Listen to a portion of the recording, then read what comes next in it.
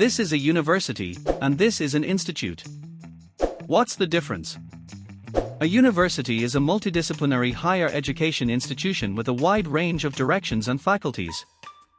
An institute is usually a more specialized educational institution focusing on one specific area of knowledge or profession. This is an astronaut, and this is a cosmonaut. What's the difference?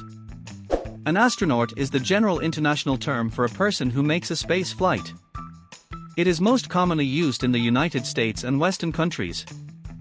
A cosmonaut is the term traditionally used in the Soviet Union and post-Soviet countries for participants in space flights. This is a robot, and this is an android. What's the difference? A robot is any machine capable of performing actions automatically or according to a program.